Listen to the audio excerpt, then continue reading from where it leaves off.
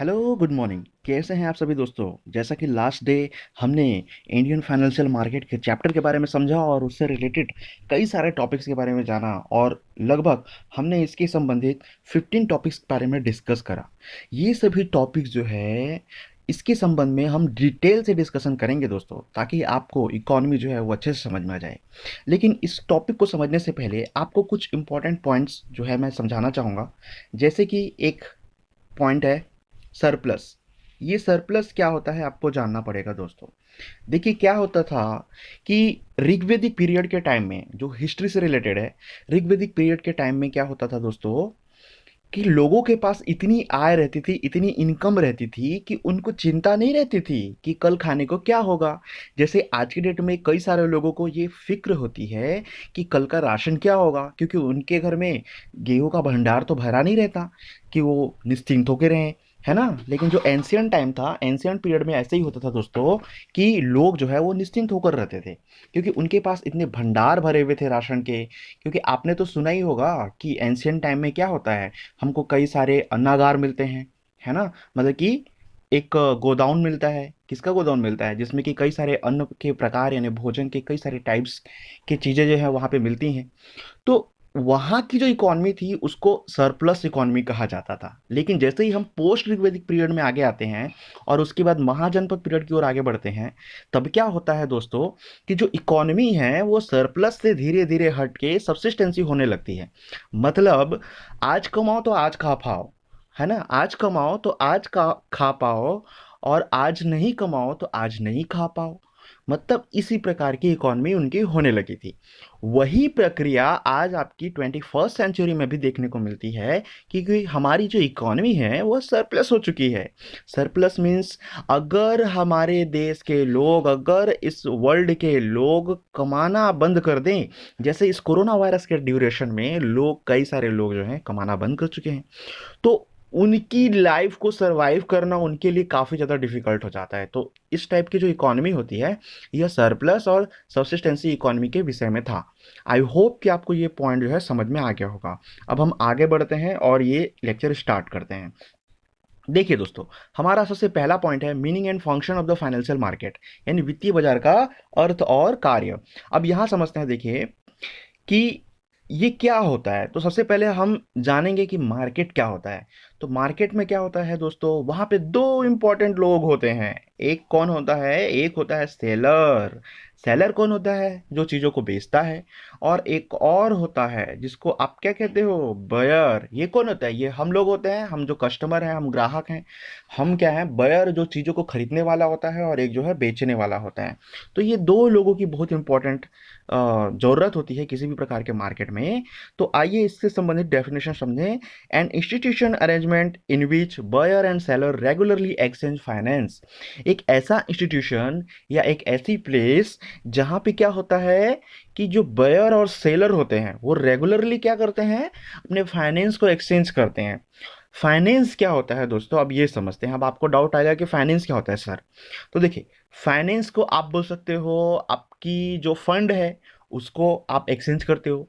तो फंड क्या है? क्या है दोस्तों? फंड मतलब आपके पास क्या है? आपके पास इनकम है, आपके पास मनी है, वो आपका फंड है ना। ऐसा तो नहीं होता दोस्तों कि आप जाते हो और जैसे आपको 1 किलो आलू चाहिए तो आप दुकान वाले के पास जाओगे और आप 1 किलो प्याज लेके जाओगे, बोलोगे भैया ये 1 किलो प्याज रख लो और 1 किलो आलू दे दो। ऐसा तो नहीं होता ना।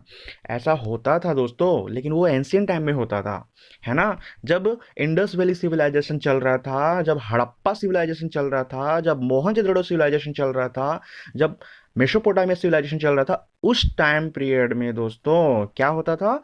बार्टर सिस्टम था, बार्टर सिस्टम। अब आप पूछोगे सर ये बार्टर सिस्टम क्या है। तो देखिए, बार्टर सिस्टम क्या होता था उसको हम बोलते हैं हिंदी में वस्तु विनिमय। अब इसमें कैसा होता था कि उस समय जो है सिक्के या मुद्राएं या फिर कॉइन्स ये सब नहीं आए थे।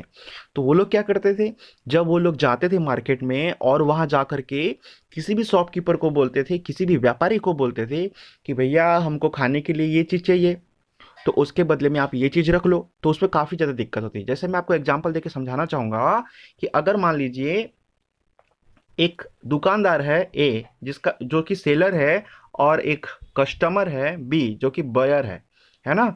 तो अब यहाँ से देखिए हम इसको इजीली समझते हैं, थोड़ा सा और इजी में करता हूँ इसको। क्या करेंगे हम कि एक हम दुकानदार बनाएंगे जिसका नाम क्या होगा, एस होगा। तो रुकिए मैं कलर पहले चेंज कर लूँ। हाँ, ओके।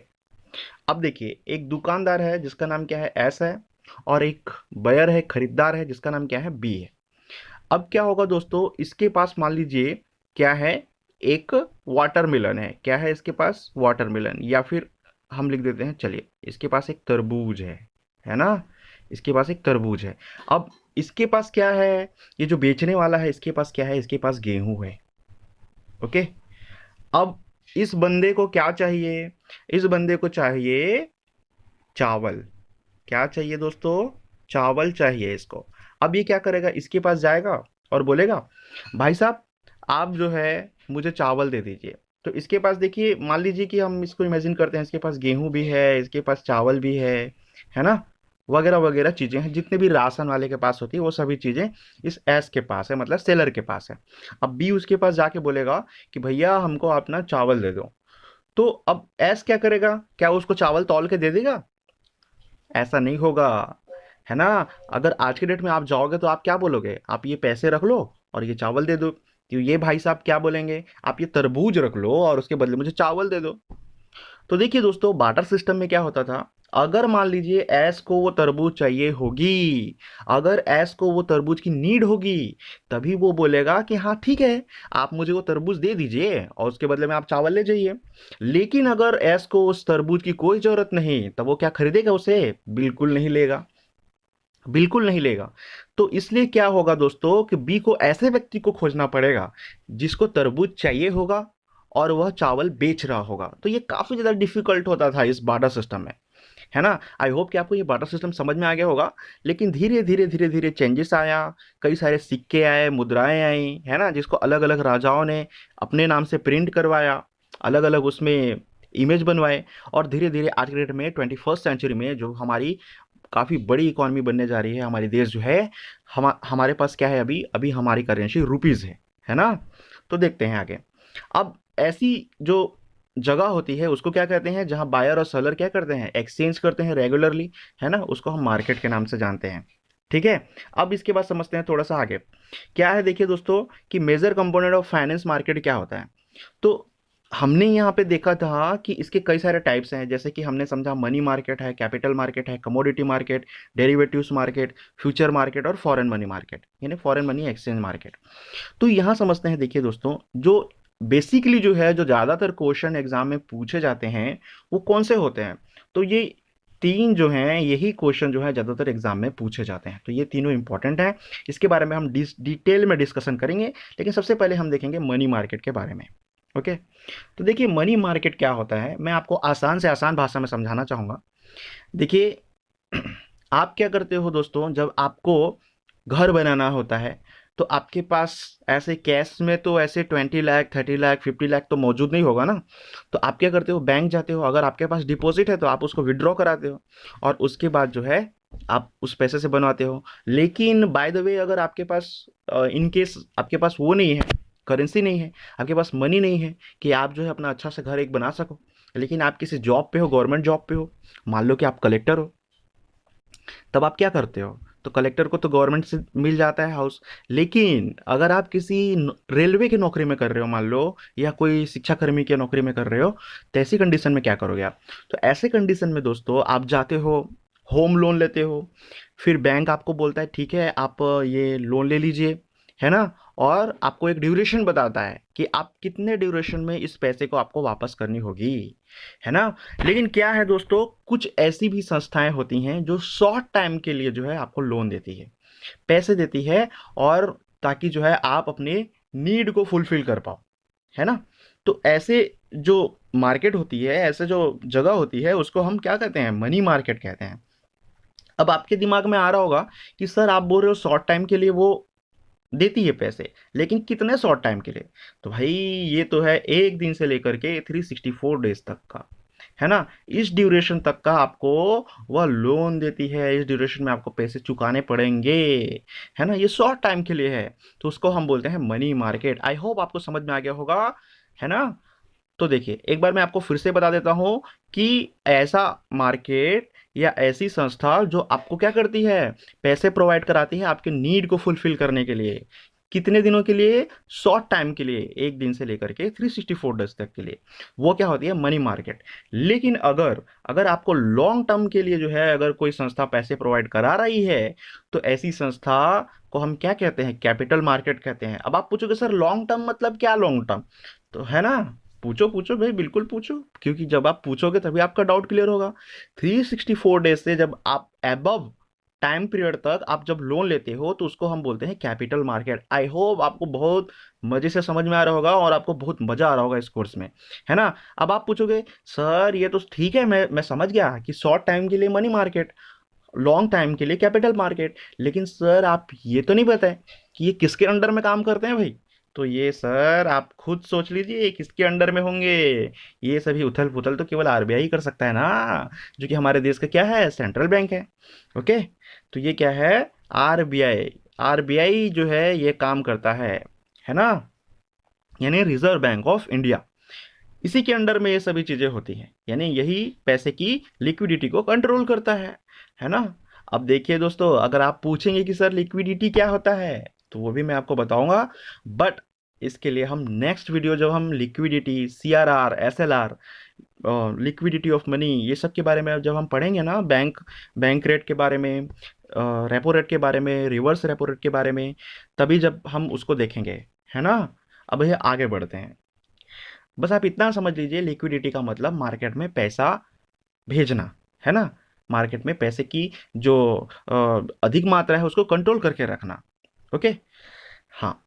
अब देखते हैं इसको। देखिए ये बुक किस लैंग्वेज में लिखा हुआ है, ये दोनों जो है, लेकिन मैंने सोचा दोस्तों कि आपके बुक किस लैंग्वेज समझ पाएंगे, बिल्कुल बहुत दिक्कत होगी आपको। तो इसलिए हमने यहाँ पे दो तीन बुक्स की स्टडी करने के बाद आप सभी के लिए जो है ये एक ट्रिक के थ्रू, मतलब एक नए पैटर्न के थ्रू जो है ये चैप्टर हमने आपके लिए लॉन्च करा है।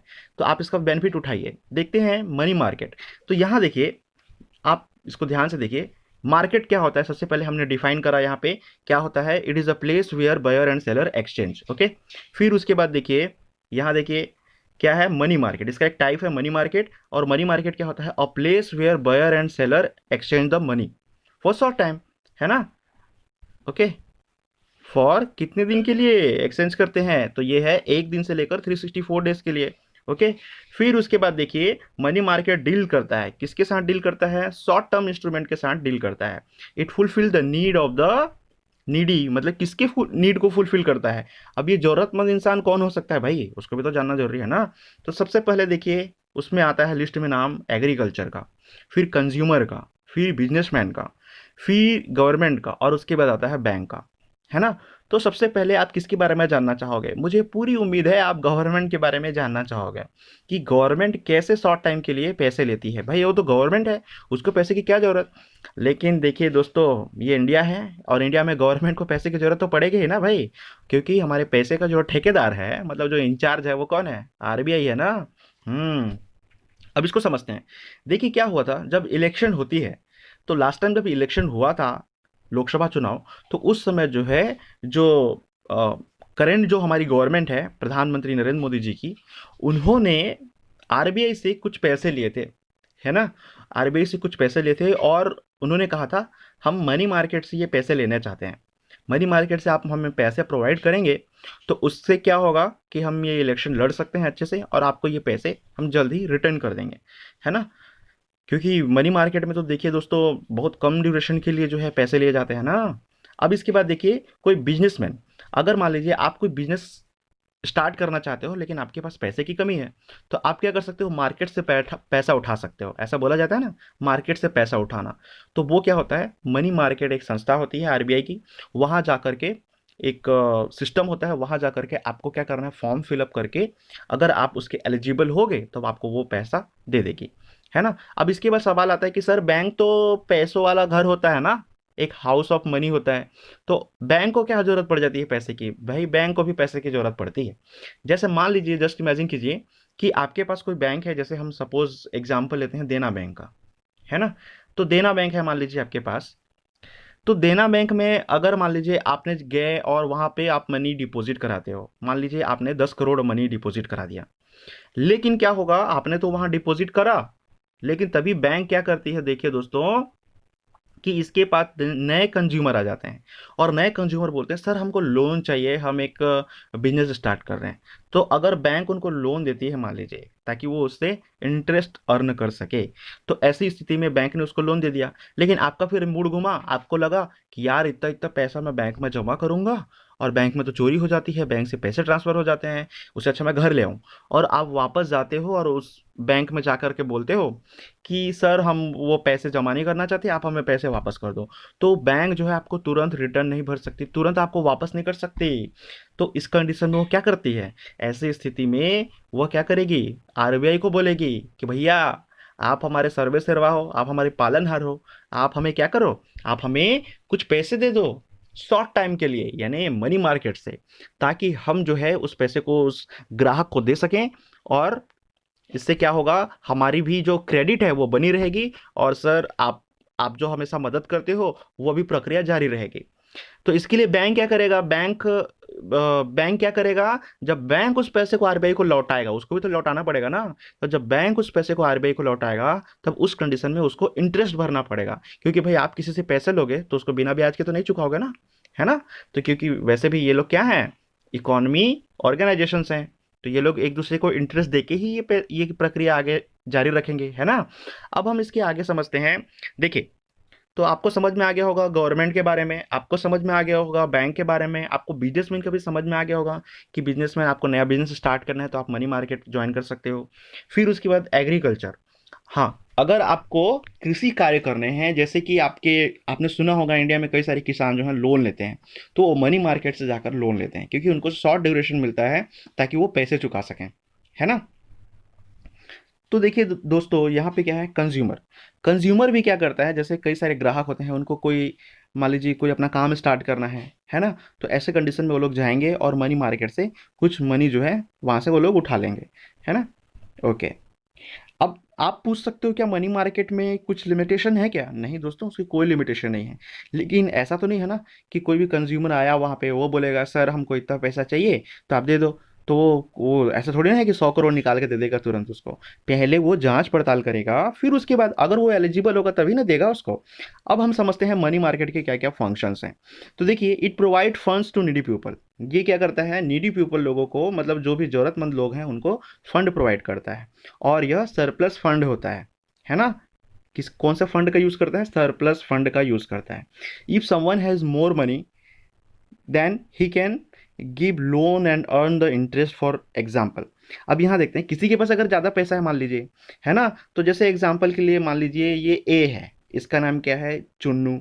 ये बी है, इसका नाम क्या है, मुन्नू। अब ये क्या होगा, ए जो है, मतलब चुन्नू जो है मुन्नू को क्या करता है, लोन देता है। कितना लोन देता है, 5,000 रुपीज़ लोन देता है। अब इससे क्या होगा, क्योंकि बी को जरूरत थी इसलिए उसने उससे मांगा, अब उसको मिल गया 5,000 रुपीज़। अब क्या होता है, देखिए जो बी है यानी कि जो मुन्नू है हमारा, इसकी क्या होगी, इसकी जो ज़रूरत है, इसकी जो नीड है वो फुलफिल हो जाएगी एक तरफ। और दूसरे तरफ ए को क्या फ़ायदा होगा, ए उससे क्या करेगा, जो उसके पास जो सरप्लस मनी थी यानी एक्स्ट्रा मनी थी, वो उसको उसने दे दिया इंटरेस्ट पे। अब उससे वो क्या करेगा, इंटरेस्ट कमाएगा, है ना। तो इसीलिए यही है मनी का एक्सचेंज। फाइनली वो बंदा जो है बी जो है उसको मनी वापस करेगा विद द इंटरेस्ट। ओके। अब हम आगे समझते हैं। देखिए, मनी मार्केट क्या करती है, ये गवर्नमेंट की भी हेल्प करती है। किसकी हेल्प करती है, गवर्नमेंट की भी हेल्प करती है, जैसा कि मैंने बताया, है ना। और उसको मैं आपको एक्सप्लेन कर चुका हूँ। फिर ये जो है मॉनेटरी पॉलिसी में भी काफ़ी ज़्यादा मदद करती है। अब आप पूछोगे सर ये मॉनेटरी पॉलिसी होती क्या है ना। मुझे पता है आप पूछोगे मॉनेटरी पॉलिसी क्या होती है। तो आइए समझते हैं मॉनेटरी पॉलिसी के बारे में। देखिए, आरबीआई मॉनेटरी पॉलिसी से संबंधित जितनी भी रूल्स बनाती है उन्हें हम मनी मार्केट के कारण ही उसमें हमको सफलता मिल पाती है। अब ये देखिए, ये मॉनेटरी पॉलिसी होती क्या है। मॉनेटरी पॉलिसी मतलब देखिए दोस्तों कि बैंक रेट कितना होगा, है ना। अगर आप बैंक को आरबीआई लोन दे रही है तो वो उससे कितना इंटरेस्ट वसूलेगी।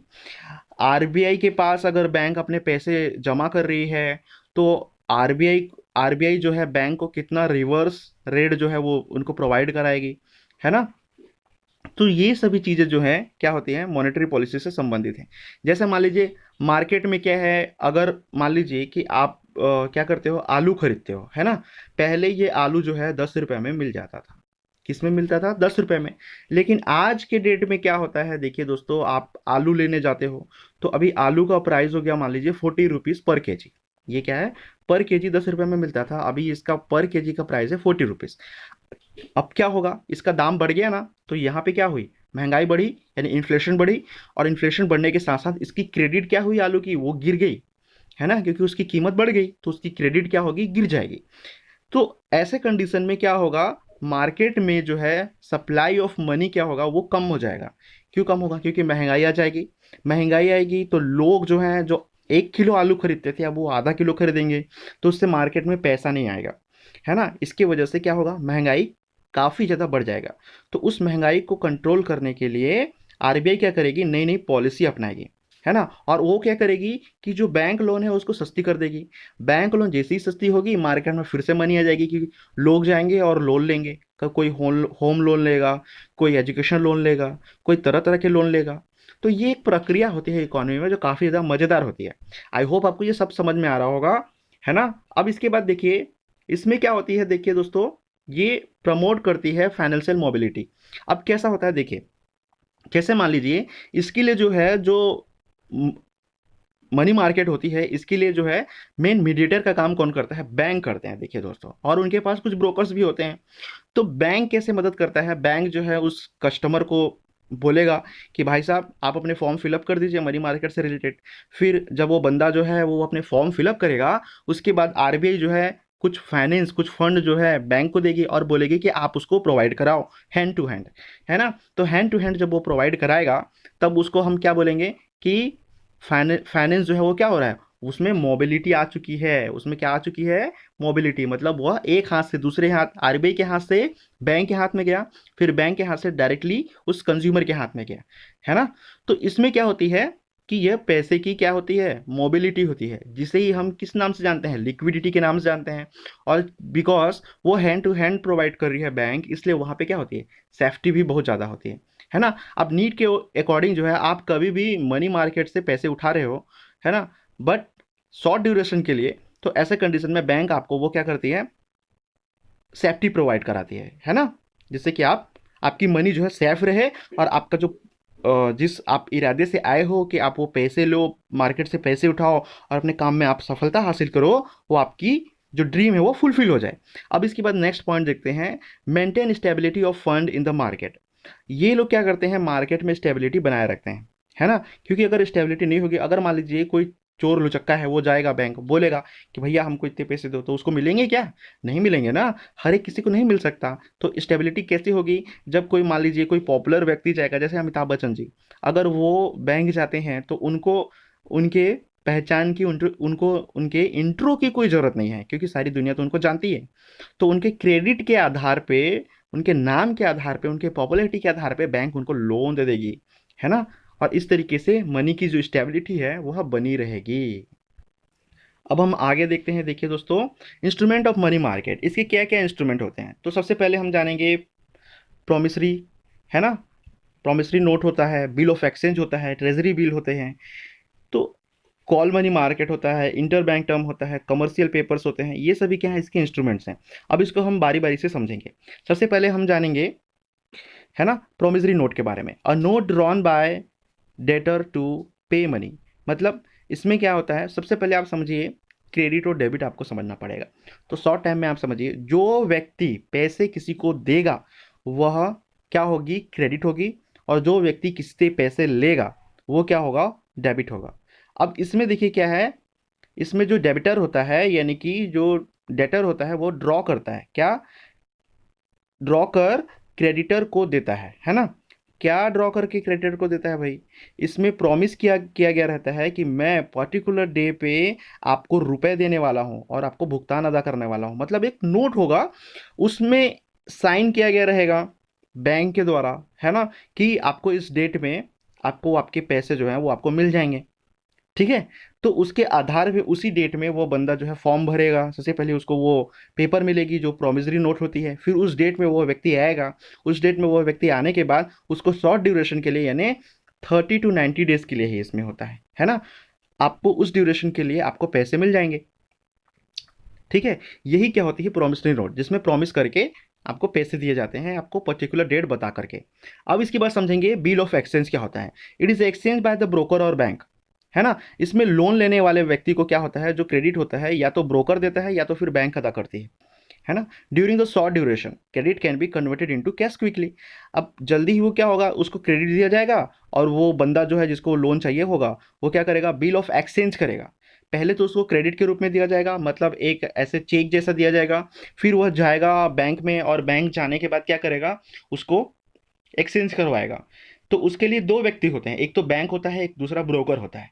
ब्रोकर बोलेगा भैया मैं आपके सारे काम को कर दूंगा, बस आपको मुझे क्या करना पड़ेगा, इसके लिए 1% या 2% जो भी है वो लेगा उससे पैसे। ठीक है। तो वैसे ही क्या प्रक्रिया होगी इसमें,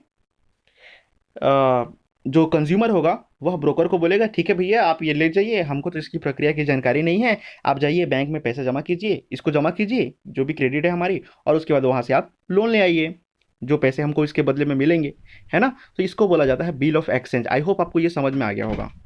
ठीक है, अगर लेकिन आपको किसी भी प्रकार का डाउट होता है तो so you can ask me in the comment section. फिर उसके बाद हम जानेंगे ट्रेजरी बिल के बारे में। ट्रेजरी बिल क्या होता है, देखिए दोस्तों, it issued by the government at discount rate, है ना। ये गवर्नमेंट के द्वारा इशू की जाती है। It is made for 91 days to 182 days. 91 days के लिए इशू की जाती है, 182 डेज के लिए की जाती है, और 364 डेज के लिए भी की जाती है। तो हमें पैसे जो है इसमें बैंक देगी, क्योंकि गवर्नमेंट बैंक को बोलेगा देखिए इन्होंने जो है हमसे कायदे से ट्रेजरी बिल लिया है, और ट्रेजरी बिल के बदले में आप क्या कीजिएगा, उस बिल के बदले में जितनी मनी की उसमें रिक्वायरमेंट है उतनी ही मनी आप जो है उस कंज्यूमर को पे कीजिए। ये गवर्नमेंट उसको ऑर्डर देगी। साथ ही साथ गवर्नमेंट को कौन बोलेगा, गवर्नमेंट को आरबीआई बोलेगा। ओके। अब हम देखेंगे कॉल मनी मार्केट। ये जो है बहुत ही शॉर्ट ड्यूरेशन के लिए होता है, ये 1 डे से लेकर के 15 डेज के बीच में होता है। सबसे कम शॉर्ट ड्यूरेशन के लिए, बहुत कम टाइम के लिए अगर आपको पैसे चाहिए तो आप कॉल मनी मार्केट का यूज़ कर सकते हो। इसके लिए आप जो है जो भी नीड होती है, जो भी रिक्वायरमेंट होती है, उसको आप फुलफिल अगर आप करते हो तो आप क्या कर सकते हो, कॉल करके सीधे सीधे आप वहाँ से शीघ्रातिशीघ्र, मतलब जल्दी से जल्दी क्या कर सकते हो, पैसे मंगवा सकते हो, है ना, और उसका आप अपने नीड के लिए यूज़ कर सकते हो। तो ये होता है कॉल मनी मार्केट। अब इसके बाद हम देखेंगे, देखिए दोस्तों, इंटर बैंक टर्म देखेंगे। इसमें क्या होता है, ये कमर्शियल बैंक और कोऑपरेटिव बैंक के बीच में कुछ टर्म्स होती हैं, जिसमें आपको 14 से 90 डेज के बीच में जो है किसी भी सिक्योरिटी के बिना ही ये लोग एक दूसरे को लोन देते हैं। ठीक है। और इसमें क्या होगा, देखिए, कमर्शियल बैंक क्या होता है, जो रेगुलर आप बैंक जानते हो, एसबीआई बैंक हो गया आपका, है ना, सेंट्रल बैंक हो गया आपका, क्या कहते हैं उसको, कैनरा बैंक हो गया आपका, देना बैंक हो गया, ये सभी क्या है, सेंट्रल बैंक है। बैंक ऑफ बड़ौदा हो गया, बैंक ऑफ हैदराबाद, ये सभी सेंट्रल बैंक्स में आते हैं। कमर्शियल बैंक्स क्या होते हैं, कमर्शियल बैंक्स ऐसी बैंक्स होती हैं, सॉरी, कोऑपरेटिव बैंक्स ऐसी बैंक्स होती हैं जो क्या होती हैं, किसी फैक्ट्री के लिए, किसी फैक्ट्री विशेष के लिए वो लोग मोस्टली जो है यूज़ किया जाता है। कोई बिजनेसमैन है वो अपने ज़्यादातर खाते कोऑपरेटिव बैंक में डालेगा ना, है ना, क्योंकि ये कोऑपरेटिव से रिलेटेड है। ठीक है दोस्तों।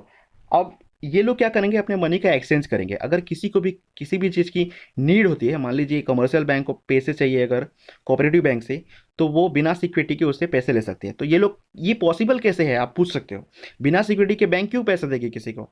क्योंकि देखिए दोस्तों, मैंने अभी अभी आपको अमिताभ बच्चन जी का जो एग्जाम्पल बताया था, क्रेडिबिलिटी। क्रेडिबिलिटी एक ऐसी चीज़ होती है कि उनकी जो पॉपुलैरिटी है, उनकी क्रेडिबिलिटी है, उसी के आधार पे ये लोग एक दूसरे को पैसे एक्सचेंज करेंगे। अब इसके बाद देखिए कमर्शियल पेपर, जिसको आप शॉर्ट में सीपीवी बोलते हो। A company directly take a loan from the market instead of bank. कुछ कंपनी होती है जो मार्केट से सीधे पैसे उठाती है बैंक से लोन लेने के बजाय, है ना, और वो भी शॉर्ट टाइम के लिए, कितने दिनों के लिए, ओनली फॉर 3 मंथ, है ना। तो ऐसी जो चीज़ें होती हैं, ऐसी जो सिस्टम होती है, हम उसको क्या कहते हैं, कमर्शियल पेपर के नाम से जानते हैं। उसमें क्या होगा कि देखिए, इसमें क्या सिस्टम रहेगा कि आप जाओगे आरबीआई के पास, आरबीआई को बोलोगे हमको शॉर्ट टाइम के लिए 3 महीने के लिए आपसे लोन चाहिए सर। तो अगर आप उसकी जो भी क्राइटेरिया है उसको फुलफिल कर पाओगे तो उसके आधार पे आपको वो लोन देगा। आपको जैसे ही लोन मिलेगा आप उसके बाद उसको एक्सचेंज करवाओगे बैंक से और बैंक से पैसे ले लोगे। ओके। तो ये एक सिस्टम है। अब इसके बाद देखते हैं हम इसके लिए इंस्टीट्यूशन कौन कौन सी है जो आपको पैसे प्रोवाइड कर सकती है। ऐसा तो नहीं कि आप सिर्फ फंक्शन जान गए कि हाँ ऐसे ऐसे पैसे मिलता है, लेकिन आपको पता नहीं कि कहाँ से मिलता है ना। सबसे पहले हम जानेंगे सेंट्रल बैंक के बारे में। सेंट्रल बैंक क्या होती है, आरबीआई होती है, which is the largest organisation in India, है ना, विच इश्यू द नोट्स। अब यही जो है पैसे छापती है भाई, तो सबसे बड़ी तो यही होगी ना संस्था। आरबीआई चाहे तो सरकार को भी कुछ शॉर्ट ड्यूरेशन के लिए पैसे दे सकती है मनी मार्केट से, जैसे कि मैंने आपको बताया, है ना। फिर उसके बाद कमर्शियल बैंक्स। कमर्शियल बैंक्स क्या होती है, देखिए दोस्तों, वे सभी banks which accept deposit, gives loans and circulate the money in the market, which is called commercial bank. ये जो डेफिनेशन है ये किसी बुक से लिया गया नहीं है, ये डेफिनेशन मैंने खुद बनाया था। ओके, जो आपके लिए हेल्पफुल है और काफ़ी ज़्यादा ईजी है, क्योंकि बहुत देखिए इसमें क्या होता है, ऐसा जो बैंक है जो क्या करता है, मनी डिपॉजिट करता है ना, किसी को लोन देता है और उस मनी को क्या करता है, सर्कुलेट करता है एक दूसरे में। तो वही क्या होती है, ऐसी संस्था को हम क्या बोलते हैं, कमर्शियल बैंक के नाम से जानते हैं। तो इसका भी एक बहुत इंपॉर्टेंट रोल होता है मनी मार्केट में, क्योंकि ये क्या करती है, मनी का प्रोटेक्ट करते हैं, ये हैंड टू हैंड लोगों को प्रोवाइड करती है ना, इसीलिए इसकी भी बहुत ज़्यादा इंपॉर्टेंस है। अब इसके बाद देखिए नॉन बैंक फाइनेंशियल इंटरमीडिएट्स, ये क्या होती है, it doesn't work like bank but somehow provide finance. ये बैंक जैसे काम नहीं करती, जैसे एलआईसी एक संस्था है, ये भी आपको मनी प्रोवाइड करेगी, है ना। और जैसे आपकी यूटीआई है, आपके म्यूचुअल फंड्स हैं, ये आपको एक्स्ट्रा मनी प्रोवाइड करेंगे, आप जितना इन्वेस्ट करोगे उससे आपको कहीं ज़्यादा मिलेगा।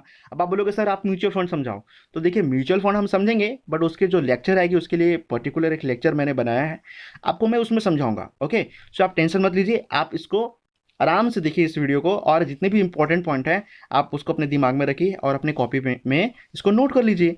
ये बैंकिंग प्रणाली पे कार्य नहीं करते, लेकिन कई जगह पर फाइनेंस प्रोवाइड करवाते हैं, है ना, लेकिन शॉर्ट ड्यूरेशन के लिए। ठीक है भाई, जैसे कि मैं आपको बता रहा हूँ, जैसे एक संस्था है जो क्रेडिट कार्ड आपको प्रोवाइड कराती है। अब वो क्रेडिट कार्ड जो है आपको क्या लगता है, बैंक प्रोवाइड कराती है। देखिए बैंक से उनका क्या रहता है ना, एक कॉन्ट्रैक्ट रहता है, जिसमें बैंक के थ्रू आपको क्रेडिट कार्ड जो है मिलता है। लेकिन क्रेडिट कार्ड बनाने वाली कंपनी तो कोई फॉरेन कंपनी है ना भाई, है ना। तो आप जो है मान लीजिए उसमें कुछ भी परचेसिंग करते हो, तो आपको जितना ड्यूरेशन रहता है उसमें आपको वो पैसे डिपॉजिट कराने पड़ते हैं, वरना आपके ऊपर क्या होगा, आपके ऊपर बैंक जो है आपको बार बार कॉल करेगी और आपको परेशान करेगी कि आप वो पैसे जमा कराओ, है ना। अब देखिए डिस्काउंट हाउस, ये डिस्काउंट हाउस क्या होता है और बिल ब्रोकर क्या होता है। When we don't know that from where we can get money, है ना, जब आपको ये पता ही नहीं रहता कि आप कहाँ से आप मनी ले सकते हो, तब आप डिस्काउंट हाउसेस में कांटेक्ट करो। वो डिस्काउंट हाउस आपको बताएगा कि आप इस जगह में जाइए सर, आपको वहाँ पे आपकी जो नीड के अकॉर्डिंग आपने जो फॉर्म भरा था उसकी आपको मनी जो है आपको रिटर्न में मिल जाएगी। अब आप उसका रिटर्न जो है इतने दिनों में आप उसको चुका दोगे। दूसरा क्या है, बिल ब्रोकर। बिल ब्रोकर क्या होता है, मनी मार्केट से पैसे लेने में या पैसे पहुंचाने में, हैंड टू हैंड, है ना, वो मदद करता है। कौन करता है, बिल ब्रोकर। आपका जो बिलिंग होगा आप उसको बैंक में दोगे, तो वहां से जो ब्रोकर होगा, या तो आप ब्रोकर को दोगे, तो ब्रोकर को बोलोगे भैया आप इसको जो है एक्सचेंज करा के ले आइए, फिर ब्रोकर जाएगा बैंक में उस पैसे को एक्सचेंज कराएगा और आपके आके आपके हाथ में दे देगा। उसके बाद है कुछ cooperative banks. It has important role to provide short time loan, है ना। कोऑपरेटिव बैंक्स भी जो है, जो बिजनेसमैन लोग होते हैं, जो फैक्ट्री वाले लोग होते हैं, जो इंडस्ट्रियलिस्ट होते हैं, उनको शॉर्ट ड्यूरेशन के लिए पैसे प्रोवाइड कराती है ना। तो ये कोऑपरेटिव बैंक्स भी जो है वो हेल्पफुल होती है। तो इस तरीके से देखिए दोस्तों, हमने जो है यह मनी मार्केट कंप्लीटली कवर कर लिया है, और इससे आपका कोई भी क्वेश्चन जो है नहीं छूटेगा आपके एग्जाम में, है ना। तो हमारा ये पहला टॉपिक जो है वह कंप्लीट हो गया। लेकिन आप ऐसा मत सोचिए कि क्या सारे टॉपिक इतने बड़े हैं, हमको इतने बड़े बड़े टॉपिक्स नहीं पढ़ने, क्योंकि मनी मार्केट मार्केट से जो क्वेश्चन जो है मोस्टली पूछे जाते हैं, इसीलिए मैंने आपको मनी मार्केट को डिटेल से समझाने की कोशिश किया। आई होप ये लेक्चर आपको पसंद आया होगा, ये रेलिवेंट टॉपिक से रिलेटेड है, कोई भी बकवास की बात नहीं थी इसमें। ठीक है, अगर आपको ये लेक्चर पसंद आता है, देखिए दोस्तों, आपको लगता है कि हाँ ये आपके लिए हेल्पफुल है, तो आप बिल्कुल आप क्या कीजिए, इस लेक्चर को लाइक कर सकते हैं, आप इसे शेयर कर सकते हैं अपने फ्रेंड्स में। साथ ही देखिए दोस्तों, अगर आप मेरे नए व्यूवर्स हैं और आपने अभी तक सब्सक्राइब नहीं करा है, तो आप इस चैनल को सब्सक्राइब कीजिए, ताकि आपको और भी ये सारे इंपॉर्टेंट लेक्चर जो हैं आपको मिल पाए। So good luck to all of you, thanks for watching, and हम होंगे कामयाब।